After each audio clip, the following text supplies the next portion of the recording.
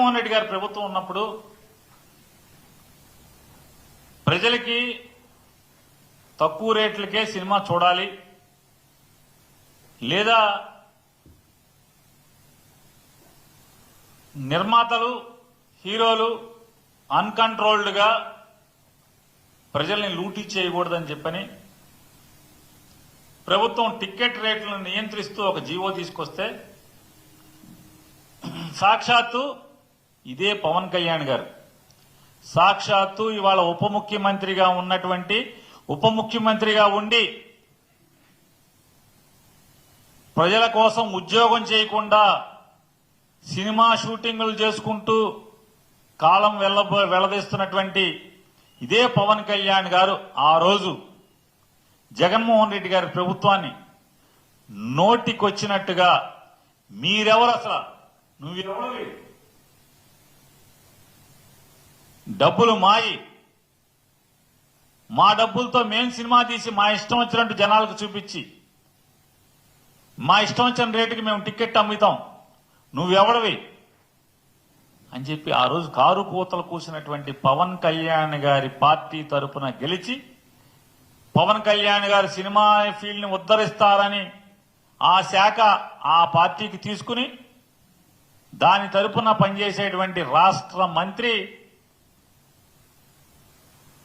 పవన్ కళ్యాణ్ గారి సినిమా రిలీజ్కి థియేటర్ యాజమాన్యాలు సమ్మె ప్రకటించినాయి, వాళ్ళని జైల్లో వేయండి ఆ నాయకుల్ని అని చెప్పి ప్రభుత్వం తరపున మంత్రి పోలీసు శాఖని ఆదేశించాడు. అంటే రాతపూర్వకంగా వీళ్ళ దౌర్భాగ్య స్థితి, వీళ్ళ డబుల్ స్టాండర్డ్స్, వీళ్ళ రెండు ముఖాలు ఆ రోజు ఏం మాట్లాడారు, ఇవాళ ఏం ప్రవర్తిస్తున్నారు.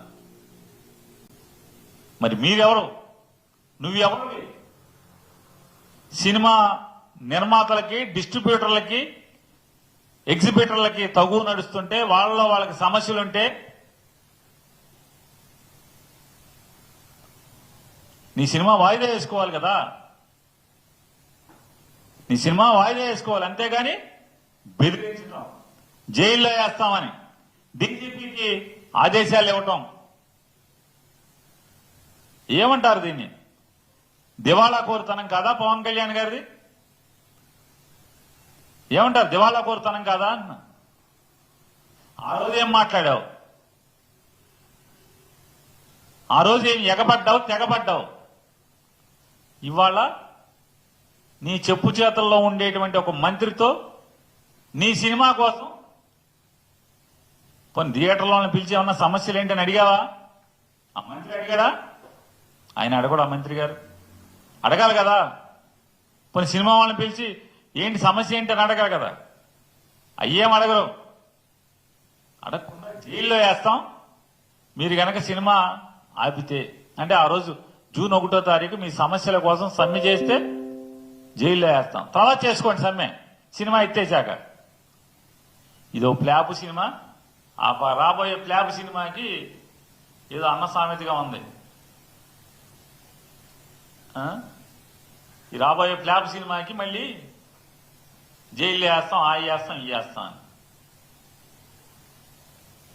కోడలకి బుద్ధి చెప్పి అత్త తెడ్డు నాకిన అని చెప్తారు మోటు సామెత. అట్లా పవన్ కళ్యాణ్ గారు అధికారంలో ఉంటే ఒక భాష, వెనకటి పరశూరు గోపాలకృష్ణ గారు డైలాగులు ఉండేవి, అదైతే ఇది రాసుకో, ఇదైతే అది రాసుకోమని.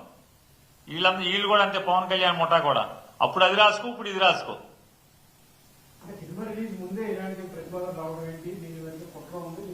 అదే చెప్తున్నానండి, అదే చెప్తున్నాను. సినిమా ఎవరిది? ప్రభుత్వాందా? థియేటర్ల ప్రభుత్వానియా? సినిమా ప్రొడ్యూసర్లు డబ్బులు ఇచ్చేది ప్రభుత్వమా? వీళ్ళే మాట్లాడారు ఇవన్నీ. పవన్ కళ్యాణ్ గారు మాట్లాడాడు కదా, సినిమా మాది, ప్రభుత్వానికి ఏంటి సంబంధం? సొమ్ములు మాయి, మా కష్టార్జితం, మేము చెమటోడ్చి రెక్కల ముక్కలు చేసుకుని ప్రాణాలను పణంగా పెట్టి స్టంటులు చేసి మేము ఎంత కావాలంటే అంత తీసుకుని మేము యాక్ట్ చేస్తాం. సినిమా మాది, మా ఇష్టం వచ్చినట్టు మేము అమ్ముకుంటాం. ప్రభుత్వం నువ్వెవడవా అని చెప్పి మాట్లాడినాడు. ఇవాళ నువ్వెవడవి? సినిమా థియేటర్లని వాళ్ళ సమస్యల కోసం సమ్మెకెళ్తానంటే నువ్వెవడివి అంటున్నా? పోనీ పిలిచి అడిగావా? అరే ఒక్కోటి 50 కోట్లు 100 కోట్లు విలువైనటువంటి ఆస్తిలో ఉన్న ఒక్కొక్క సినిమా హాలు మల్టీప్లెక్స్లకి అయితే కనీసం ఆ సమస్య ఏంటో తెలుసా అసలు నీకు?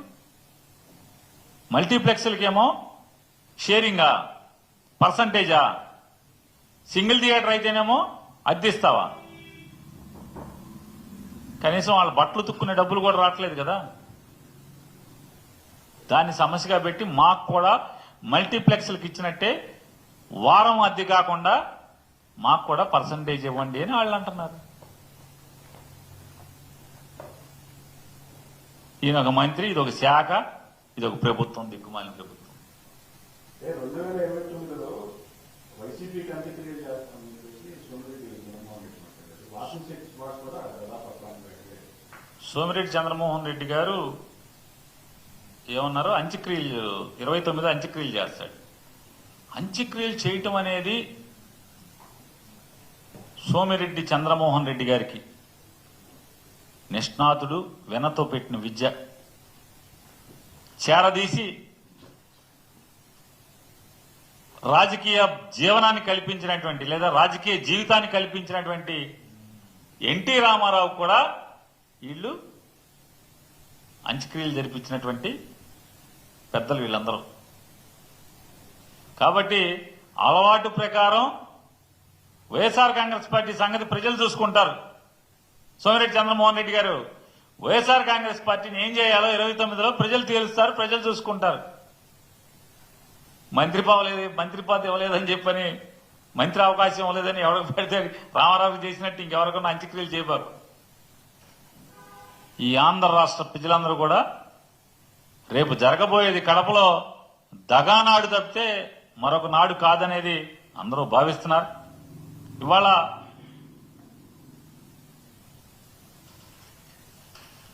ఆంధ్రప్రదేశ్ రాష్ట్రంలో ఒక్కటంటే ఒక్క ప్రజా సంక్షేమ కార్యక్రమం, ఒక్కటంటే ఒక్క కొత్తగా వీళ్ళు జగన్మోహన్ రెడ్డి గారు ప్రారంభించి లేకపోతే ఆయన ఎంఓఈలు చేసుకుని ఆయన శంకుస్థాపన చేసినటువంటి కార్యక్రమాలు తప్పితే, అభివృద్ధి కార్యక్రమాలు తప్పితే ఒక్కటంటే ఒక్క కార్యక్రమం కూడా ఈ సంవత్సర కాలంలో వీళ్ళు ప్రారంభించకపోవటం, వీళ్ళ ఎమ్మెల్యేలు వీళ్ళ బీఫారం ఇస్తే గెలిచినటువంటి ఎమ్మెల్యేలే ప్రజల మధ్యకి వెళ్ళలేకపోతున్నాం, మా మొహం చూపించలేకపోతున్నాం, అభివృద్ధి కార్యక్రమాలు ఏమీ చేయలేకపోతున్నాం, ప్రజలు అడిగిన పనులు చేయలేకపోతున్నాం, సిగ్గేస్తుంది, మీరు ఇక మనకు డబ్బులు ఇవ్వలేము, నిధులు ఇవ్వలేమని చెప్పి మీరు చెప్పేస్తే ప్రజల దగ్గరికి వెళ్ళి మీరు మోసపోయి మాకు ఓటేశారు, మాకు ఓటేసి మీరు దగా చెందారు అని చెప్పి చెప్పుకుంటాను ప్రజలకని చెప్పని వాళ్ళ బాధపడంటే వీళ్ళకి చెప్పుకుంటున్నారంటే, బహిరంగంగా చెప్పుకుంటున్నారంటే ఈ ప్రభుత్వం వీళ్ళు సంపాదించుకుంటాకి తప్పితే, వీళ్ళ ముగ్గురు సంపద సృష్టించుకుంటాకి తప్పితే, ప్రజల సొమ్ముతో హెలికాప్టర్లో ప్రత్యేక విమానాల్లో ఊరేగటం తప్పితే, లేదా హెలికాప్టర్లోనో విమానాల్లోనో సుమారుగా నెలకి 6-7 కోట్లు ఖర్చు పెట్టి కాయగూరలు ఇంటికి తెచ్చుకోవటం,